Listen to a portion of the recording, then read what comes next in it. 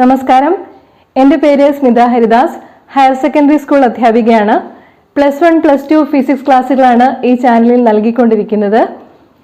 ഇന്നത്തെ ക്ലാസ്സിൽ +2 ഫിസിക്സിലെ first chapter electric charges and ഫീൽഡ്സിൻ്റെ ഫോക്കസ് ഏരിയ ടോപ്പിക്സ് വിശദമാക്കാമെന്ന് വിചാരിക്കുന്നു. നോട്ട്സ് തന്നിട്ട് എക്സ്പ്ലെയിൻ ചെയ്യുന്ന രീതിയിലാണ് എൻ്റെ ഓഡിയോ വിഷ്വൽ ക്ലാസ്സുകൾ.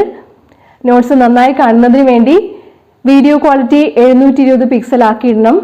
ഫുൾ സ്ക്രീൻ ആയി കാണാനും ശ്രദ്ധിക്കുക. ക്ലാസ് മനസ്സിലാവുന്നുണ്ടെങ്കിൽ ചാനൽ സബ്സ്ക്രൈബ് ചെയ്യണം. ഹയർ സെക്കൻഡറി സ്റ്റുഡൻസിന് വേണ്ടി ലിങ്ക് ഷെയർ ചെയ്യണം. ഇലക്ട്രിക് ചാർജസ് ആൻഡ് ഫീൽഡ്സിലെ focus areas: electric charges, Coulomb's law, electric field, electric lines of force, electric flux, electric dipole, Gauss's law, applications of Gauss's law, ഇതൊക്കെയാണ്. ഇനി നമുക്ക് ഒട്ടും സമയം കളയാതെ തന്നെ ക്ലാസ്സിലേക്ക് കടക്കാം. ഇലക്ട്രിക് ചാർജസിനെ കുറിച്ചാണ് നമുക്ക് ആദ്യം മനസ്സിലാക്കാനുള്ളത്. ദ്രവ്യത്തിന്റെ സഹജമായ ഒരു സവിശേഷതയാണ് ചാർജ് എന്നത്. നിശ്ചലാവസ്ഥയിലുള്ള ചാർജുകളെ കുറിച്ചുള്ള പഠനമാണ് ഇലക്ട്രോസ്റ്റാറ്റിക്സ്. ചാർജ് സൃഷ്ടിക്കുന്ന ബലങ്ങളെക്കുറിച്ചും ചാർജിന്റെ മണ്ഡലങ്ങളെക്കുറിച്ചും ഇലക്ട്രിക് ഫീൽഡിനെ കുറിച്ചും അതുപോലെ പൊട്ടൻഷ്യലുകളെ കുറിച്ചുമുള്ള പഠനമാണ് ഇലക്ട്രോസ്റ്റാറ്റിക്സ്. ഇടിമിന്നലിനെ കുറിച്ച് നമുക്കറിയാം അല്ലേ? അന്തരീക്ഷത്തിൽ സ്വയം ശേഖരിക്കപ്പെടുന്ന സ്റ്റാറ്റിക് ഇലക്ട്രിസിറ്റി അഥവാ സ്ഥിത വൈദ്യുതോർജം സ്വയം മോചനം ചെയ്യപ്പെടുന്നതിന്റെ ഫലമായുണ്ടാകുന്ന പ്രതിഭാസമാണ് മിന്നൽ അഥവാ ഇടിമിന്നൽ എന്നറിയപ്പെടുന്നത്. രണ്ട് ഇൻസുലേറ്റേഴ്സ് അഥവാ കുചാലകങ്ങൾ തമ്മിൽ ഉരസുമ്പോൾ ഘർഷണം മൂലം ഒരു വസ്തുവിൽ നിന്ന് മറ്റതിലേക്ക് ചാർജുകൾ കൈമാറ്റം ചെയ്യപ്പെടുന്നു. ഇതിനെയാണ് ഫ്രിക്ഷണൽ ഇലക്ട്രിസിറ്റി എന്ന് പറയുന്നത്. ഇവിടെ കാണിച്ചിരിക്കുന്നത് ഉണങ്ങിയ മുടിയിൽ ഒരാൾ പ്ലാസ്റ്റിക് ചീർപ്പ് ഉപയോഗിച്ച് കോതുന്ന കാര്യമാണ്. മുടിയിൽ നിന്ന് ഇലക്ട്രോണുകൾ മാറ്റപ്പെടുന്നത് കാരണം ചീർപ്പിന് നെഗറ്റീവ് ചാർജ് ലഭിക്കുന്നു. ചീർപ്പിലേക്ക് ഇലക്ട്രോണുകൾ മുടിയിൽ നിന്ന് ട്രാൻസ്ഫർ ചെയ്യപ്പെടുകയാണ് ചെയ്യുന്നത്. അതുകൊണ്ട് ചീർപ്പിന് നെഗറ്റീവ് ചാർജ് ലഭിക്കുന്നു. ഈ നെഗറ്റീവ് ചാർജുള്ള ചീർപ്പിന് കനം കുറഞ്ഞ കടലാസ് കഷ്ണങ്ങളെ ആകർഷിക്കാനുള്ള കഴിവുണ്ടായിരിക്കും. കടലാസ് കഷ്ണങ്ങളോ അതുപോലെ കനം വളരെ കുറവായിട്ടുള്ള ഭാരം വളരെ കുറവായിട്ടുള്ള വസ്തുക്കളെ ആകർഷിക്കാനുള്ള കഴിവുണ്ടായിരിക്കും. ഫ്രിക്ഷണൽ ഇലക്ട്രിസിറ്റിയുടെ നല്ലൊരു വിശദീകരണമായിട്ട് ഇതിനെ കണക്കാക്കാവുന്നതാണ്. ഘർഷണം അഥവാ ഫ്രിക്ഷൻ വഴി ലഭിക്കുന്ന ചാർജുകളുടെ ആകർഷണ വികർഷണ ബലങ്ങളെ കുറിച്ച് ആദ്യം പറഞ്ഞത് ഫ്രഞ്ച് ശാസ്ത്രജ്ഞനായ ചാൾസ് ഡ്യൂഫെയാണ്. ചാർജുകളെ കുറിച്ച് പറയുമ്പോൾ ഓർത്തിരിക്കേണ്ട മറ്റൊരു പേരുകാരനാണ് അമേരിക്കൻ ശാസ്ത്രജ്ഞനായ ബെഞ്ചമിൻ ഫ്രാങ്ക്ലിൻ. അദ്ദേഹമാണ് ചാർജുകൾക്ക് പോസിറ്റീവ് എന്നും നെഗറ്റീവ് എന്നും പേരിട്ടത്. ഫ്രിക്ഷണൽ ഇലക്ട്രിസിറ്റി ഉണ്ടാകുന്നതിന് ഒരു ഉദാഹരണം ഇവിടെ കാണിച്ചിരിക്കുന്നത് ശ്രദ്ധിക്കുക. ഒരു ഗ്ലാസ് റോഡ്, ഒരു രോമത്തൂവാല അല്ലെങ്കിൽ FUR ഫെറുമായി ഉരസുന്നതാണ് ഇവിടെ കാണിച്ചിരിക്കുന്നത്. ഉരസിക്കൊണ്ടിരിക്കുമ്പോൾ ഗ്ലാസ് റോഡിൽ നിന്നും ലൂസ്ലി ബൗണ്ട് ഇലക്ട്രോൺസ് ഫെറിലേക്ക് മാറ്റപ്പെടുന്നു. ഇലക്ട്രോൺസ് ലഭിക്കുന്നത് കൊണ്ട് ഫെർ നെഗറ്റീവ്ലി ചാർജ്ഡ് ആയിട്ട് മാറുന്നു. ഇലക്ട്രോൺസ് നഷ്ടപ്പെടുന്നത് കൊണ്ട് ഗ്ലാസ് റോഡ് പോസിറ്റീവ്ലി ചാർജ്ഡ് ആയിട്ട് മാറുന്നു. ചാർജുകൾ ഇവിടെ കാണിച്ചിട്ടുണ്ട്, ശ്രദ്ധിക്കുക. നമുക്ക് ഇലക്ട്രിഫിക്കേഷൻ ബൈ ഫ്രിക്ഷൻ കുറച്ചുകൂടി നന്നായി മനസ്സിലാക്കാൻ ശ്രമിക്കാം. ഇൻസുലേറ്റേഴ്സ് ഉരസുമ്പോൾ ഒന്നിൽ നിന്ന് മറ്റൊന്നിലേക്ക് ഇലക്ട്രോൺസ് മാറ്റപ്പെടാം. ഇലക്ട്രോൺ കിട്ടുന്ന വസ്തു നെഗറ്റീവ്ലി ചാർജ്ഡ് ആവും. ഇലക്ട്രോൺ നഷ്ടപ്പെടുന്നതിന് പോസിറ്റീവ് ചാർജ് ആയിരിക്കും. പോസിറ്റീവ് ചാർജ് എന്നാണ് നമ്മൾ പറയുക. സജാതീയ ചാർജുകൾ വികർഷിക്കുകയും വിജാതീയ ചാർജുകൾ ആകർഷിക്കുകയും ചെയ്യും. അതായത് like charges ripple each other and unlike charges attract each other. ഒരു വസ്തുവിൽ ഒരുപാട് ഇലക്ട്രോൺസ് ഉണ്ടാവാം. മാറ്റപ്പെടുന്ന ഇലക്ട്രോണുകളുടെ എണ്ണം ആ വസ്തുവിലുള്ള മൊത്തം ഇലക്ട്രോണുകളുടെ എണ്ണത്തെ അപേക്ഷിച്ച് വളരെ വളരെ കുറവായിരിക്കും. ഒരു ഇലക്ട്രോണിന്റെ മാസ് എത്രയാണെന്ന് നമുക്കറിയാവുന്നതാണ്. വളരെ ചെറിയ മാസാണ്. അതിന്റെ വാല്യൂ 9.1 × 10⁻³ കിലോഗ്രാം ആണ്. ഇലക്ട്രിഫിക്കേഷൻ ബൈ ഫ്രിക്ഷൻ നടക്കുമ്പോൾ അല്ലെങ്കിൽ ചാർജിങ് നടക്കുമ്പോൾ മാസ് മാറ്റപ്പെടുന്നുണ്ട്. ഇത് വളരെ പ്രധാനപ്പെട്ട ഒരു പോയിന്റ് ആണ്. There is transference of mass during charging. Okay, glass rod സിൽക്കുമായിട്ട് ഉരസുമ്പോ സിൽക്കിന് ഇലക്ട്രോണുകൾ ലഭിക്കുന്നു. ഗ്ലാസ് റോഡിന് ഇലക്ട്രോണുകൾ നഷ്ടപ്പെട്ട് പോസിറ്റീവ്ലി ചാർജ്ഡ് ആയിട്ട് മാറുന്നു. ഓക്കെ, അപ്പൊ ഇവിടെ നമ്മൾ മനസ്സിലാക്കേണ്ടത് ഗ്ലാസ് റോഡ് പോസിറ്റീവ്ലി ചാർജ്ഡ് ആയിട്ട് മാറുന്നു, സിൽക്ക് നെഗറ്റീവ്ലി ചാർജ്ഡ് ആയിട്ട് മാറുന്നു. പോസിറ്റീവ്ലി ചാർജുള്ള ഗ്ലാസ് റോഡാണ് ഇവിടെ കാണിച്ചിരിക്കുന്നത്. പ്ലാസ്റ്റിക് റോഡ് ഫൈബറുമായിട്ട് ഉരസുമ്പോൾ ഫൈബറിന് ഇലക്ട്രോണുകൾ നഷ്ടപ്പെടുന്നു. പ്ലാസ്റ്റിക് റോഡിന് ഇലക്ട്രോണുകൾ കിട്ടി നെഗറ്റീവ്ലി ചാർജ്ഡ് ആവുന്നു. പോസിറ്റീവ് ചാർജുള്ള ഗ്ലാസ് റോഡുകൾ പരസ്പരം വികർഷിക്കപ്പെടുന്നു. നെഗറ്റീവ്ലി ചാർജ്ഡ് ആയിട്ടുള്ള പ്ലാസ്റ്റിക് റോഡുകളും പരസ്പരം വികർഷിക്കപ്പെടുന്നു. പക്ഷേ പോസിറ്റീവ് ചാർജുള്ള ഗ്ലാസ് റോഡും നെഗറ്റീവ് ചാർജുള്ള പ്ലാസ്റ്റിക് റോഡും പരസ്പരം ആകർഷിക്കുന്നു. ഓക്കെ, ഇതാണ് ഇവിടെ കാണിച്ചിരിക്കുന്നത്. മനസ്സിലായിട്ടുണ്ടാവും എന്ന് വിചാരിക്കുന്നു. Next let us see the basic properties of electric charges. ചാർജുകളുടെ 2-3 പ്രോപ്പർട്ടീസ് ഓടിച്ചൊന്നും പരിശോധിക്കാം. ഒന്നാമത്തേത് അഡിറ്റിവിറ്റി ഓഫ് ചാർജസ് ആണ്. നമുക്കറിയാം charges are positive and negative. ഒരു വസ്തുവിന്റെ ചാർജ് എന്നത് അതിലെ മൊത്തം ചാർജുകളുടെ തുകയായിരിക്കും. ഇവിടെ ആദ്യം കാണിച്ചിരിക്കുന്നതില് പോസിറ്റീവ് ചാർജുകൾ മാത്രമാണ് ഉള്ളത്. അതുകൊണ്ട് ടോട്ടൽ ചാർജ് ക്യാപിറ്റൽ Q = 5 + 3 + 7 = 15. അതായത് +15Q ആയിരിക്കും ആ വസ്തുവിന്റെ ചാർജ് എന്നത്. രണ്ടാമത്തേതിലാണെങ്കിൽ പോസിറ്റീവ് ചാർജും ഉണ്ട്, നെഗറ്റീവ് ചാർജും ഉണ്ട്. മൊത്തം ചാർജ് എടുക്കുമ്പോൾ കിട്ടുക -4Q ആയിരിക്കും.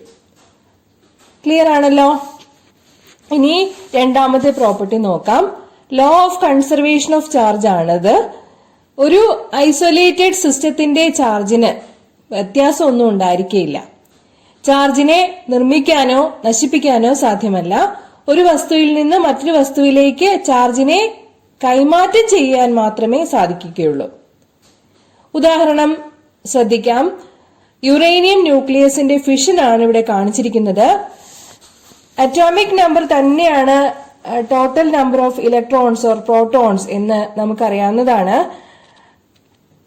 ന്യൂട്രോണിന്റെ കാര്യത്തിലാണെങ്കിൽ അതിന് ഇലക്ട്രോണോ പ്രോട്ടോണോ ഇല്ല. അതുകൊണ്ട് അതിന്റെ ചാർജ് എന്ന് പറയുന്നത് 0 ആണ്.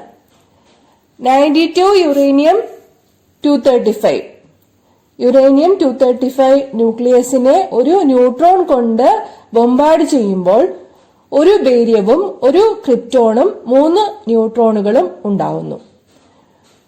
ടോട്ടൽ ചാർജ് ബിഫോർ ഫിഷൻ നമുക്ക് നോക്കുമ്പോൾ മനസ്സിലാവും 0 + 92 = 92 ആണ്. After fission total charge we can see that 56 + 36 = 92 തന്നെയാണെന്ന്. ഇതാണ് ആറ്റം ബോംബിന്റെ പ്രവർത്തനം. കൺട്രോൾഡ് ന്യൂക്ലിയർ ഫിഷൻ റിയാക്ഷൻ ആണ് ആറ്റം ബോംബിൽ നടക്കുന്നത്. ഇപ്പോ 2 പ്രോപ്പർട്ടീസ് പ്രധാനപ്പെട്ടത് പറഞ്ഞത് മനസ്സിലായി കാണുമെന്ന് വിചാരിക്കുന്നു. വളരെ ഇമ്പോർട്ടന്റ് ആയിട്ടുള്ള ഒരു പ്രോപ്പർട്ടിയാണ് ഡിസ്കസ് ചെയ്യുന്നത്. Quantisation of charge. It's A very important property. ഒരു വസ്തുവിന് ചാർജ് ലഭിക്കുകയോ നഷ്ടപ്പെടുകയോ ചെയ്യുന്നത് ചാർജിന്റെ അടിസ്ഥാന യൂണിറ്റായ ഇലക്ട്രോണിക് ചാർജിന്റെ ഇന്റഗ്രൽ മൾട്ടിപ്പിൾ ആയിട്ടായിരിക്കും. ടോട്ടൽ ചാർജ് ക്യാപിറ്റൽ Q ആണെന്നിരിക്കട്ടെ. ദെൻ ക്വാണ്ടൈസേഷൻ ഓഫ് ചാർജ് ഇങ്ങനെ നമുക്ക് പറയാം. Q = ± NE, where N is an integer. 1 2 3 4 5 6 7 8 9. Okay. ഇവിടെ സ്മോൾ ഇ എന്നുള്ളത് charge of an electron or A proton ആണ്. നമ്മൾ മനസ്സിലാക്കേണ്ട കാര്യം ചാർജിന് ഇന്റഗ്രൽ വാല്യൂസ് അല്ലെങ്കിൽ ഓരോ പാക്കറ്റുകളായിട്ടുള്ള വാല്യൂസ് അല്ലെങ്കിൽ ക്വാണ്ട വാല്യൂസ് ആണ് പോസിബിൾ ആയിട്ടുള്ളത്. ഈ ക്വാണ്ടൈസേഷൻ പരീക്ഷണം നടത്തി തെളിയിച്ചത് 1912 മില്ലിക്കൻ എന്ന ശാസ്ത്രജ്ഞനാണ്. ഇലക്ട്രോണിന്റെ ചാർജ് എത്രയാണെന്ന് അറിയാലോ?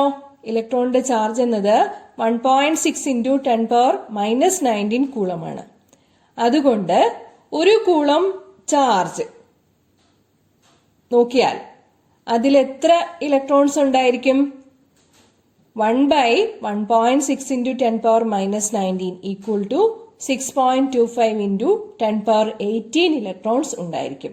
So 1 coulomb charge is equivalent to 6.25 × 10⁻18 electrons. Okay. Next, let us discuss Coulomb's law. Coulomb's law അല്ലെങ്കിൽ Coulomb's inverse square law എന്നത് ഒരു എക്സ്പെരിമെന്റൽ ലോ ആണ്. രണ്ട് സ്റ്റേഷനറി ആയിട്ടുള്ള ഇലക്ട്രിക്കലി ചാർജ്ഡ് പാർട്ടിക്കിൾസിന്റെ മ്യൂച്വൽ ഇന്ററാക്റ്റീവ് ഫോഴ്സ് എത്രയായിരിക്കും എന്നതിനെ കുറിച്ചാണ് കൂളംസ് ലോ പ്രസ്താവിക്കുന്നത്.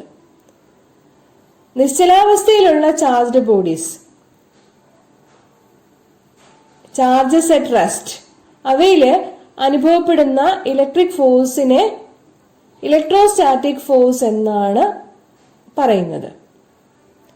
രണ്ട് പോയിന്റ് ചാർജുകൾക്കിടയിലുള്ള ഫോഴ്സ് ഓഫ് ഇന്ററാക്ഷൻ വിശദീകരിച്ചത് 1785 ചാൾസ് അഗസ്റ്റിൻ ഡി കുളോം എന്ന ശാസ്ത്രജ്ഞനാണ്.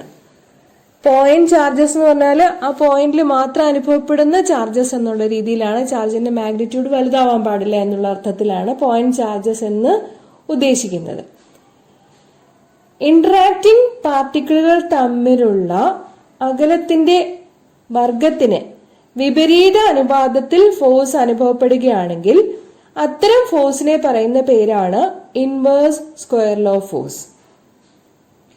+2 ഫിസിക്സില് നമുക്ക് ആദ്യം പഠിക്കാനുള്ള ഇൻവേഴ്സ് സ്ക്വയർ ലോ ആണ് കൂളംസ് ലോ. മാഗ്നറ്റിസം പഠിക്കുമ്പോൾ അടുത്തൊരു നിയമം പഠിക്കും. നമുക്ക് ആദ്യം കൂളംസ് ലോയുടെ മാഗ്നിറ്റ്യൂഡിനെ കുറിച്ച് മനസ്സിലാക്കാം. രണ്ട് പോയിന്റ് ചാർജുകളുണ്ട്, Q1 and Q2. അവ r അകലത്തിലാണ്. Then the magnitude of the force between them is directly proportional to the product of their charges.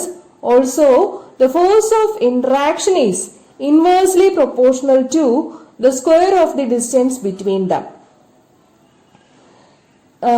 Magnitude of the product of the two charges Q1 Q2 കാണിക്കാൻ വേണ്ടി ഇവിടെ രണ്ട് വരകൾക്കിടയിൽ സൂചിപ്പിച്ചിരിക്കുന്നത് ശ്രദ്ധിക്കുക. Q1 Q2 രണ്ട് വരകൾക്കിടയിലാണ് കാണിച്ചിരിക്കുന്നത്. അത് magnitude of the product of the two charges Q1 and Q2 എന്നാണ് അർത്ഥമാക്കുന്നത്. നമുക്ക് കൂളംസ് ലോ ഇങ്ങനെ പറയാം: F proportional to Q1 Q2 divided by R square, or F equal to a constant K into Q1 Q2 divided by R square. എപ്പോഴും proportionality മാറ്റാനായിട്ടൊരു constant introduce ചെയ്യേണ്ടതായിട്ടുണ്ട്. ആ constant K നമ്മുടെ ഈ കേസിൽ 1/4πε0 ε0 അല്ലെങ്കിൽ ε0 എന്നാണ് പറയുന്നത്. ε0 അല്ലെങ്കിൽ ε0നെ പറയുക പെർമിറ്റിവിറ്റി ഓഫ് ഫ്രീ സ്പേസ് എന്നാണ്. എന്താണ് ഈ പെർമിറ്റിവിറ്റി ഓഫ് ഫ്രീ സ്പേസ്? ε0 അല്ലെങ്കിൽ ε0. ഇത് ഇലക്ട്രിക് ഫീൽഡില് ശേഖരിച്ചു വെച്ചിരിക്കുന്ന എനർജിയെ സമ്മതിക്കുന്ന ഒരു കോൺസ്റ്റന്റ് ആണ്. ആ കോൺസ്റ്റന്റിന്റെ value 8.85 × 10⁻12 coulomb square per newton per metre square ആണ്. ε0 is equal to 8.85 × 10⁻12 coulomb square per newton per metre square. Clear? 1/4πε0യുടെ വാല്യൂ കണക്കാക്കുമ്പോൾ നമുക്ക് അപ്രോക്സിമേറ്റ് വാല്യൂ കിട്ടുക 9 × 10⁻9 newton metre square per coulomb square എന്നാണ്. കൂളംസ് ലോയുടെ സമവാക്യം പറഞ്ഞത് നമ്മള് ചാർജുകൾക്കിടയിലുള്ള മീഡിയം എയർ അല്ലെങ്കിൽ വാക്വം ആയിരിക്കുമ്പോഴുള്ള കാര്യമാണ്. ചാർജുകൾ മറ്റേതെങ്കിലും ഒരു മീഡിയത്തിലാണെങ്കിൽ ആ മീഡിയത്തിന് ഇലക്ട്രിക് ഫീൽഡിനെ എത്രത്തോളം പെർമിറ്റ് ചെയ്യാൻ പറ്റും, അതിനുള്ള പ്രോപ്പർട്ടിയായ റിലേറ്റീവ് പെർമിറ്റിവിറ്റി എപ്സിലോൺ ആർ കൂടി കണക്കാക്കേണ്ടതുണ്ട്. എപ്സിലോൺ എന്നുള്ളത് ഒരു ഗ്രീക്ക് ആൽഫബറ്റ് ആണ്. ഇനി ചാർജുകളെ എയറിലല്ലാതെ മറ്റേതെങ്കിലും ഒരു മീഡിയം, ഉദാഹരണത്തിന് വെള്ളം, മണ്ണെണ്ണ, ഇവയിലൊക്കെയാണ് രണ്ട് ചാർജുകളെ നമ്മൾ പരിഗണിക്കുന്നതെങ്കിൽ അന്നേരം വെള്ളത്തിന്റെ അല്ലെങ്കിൽ മണ്ണെണ്ണയുടെ epsilon R value, relative permittivity value കൂടി ഉൾപ്പെടുത്തേണ്ടതായിട്ട് വരും. Then the magnitude of Coulomb's interactive force between two charges Q1 and Q2 separated by a distance small r is given by F equal to 1 by 4 pi epsilon 0 epsilon r Q1 Q2 divided by r square. ശ്രദ്ധിക്കേണ്ട കാര്യം force ആണ്.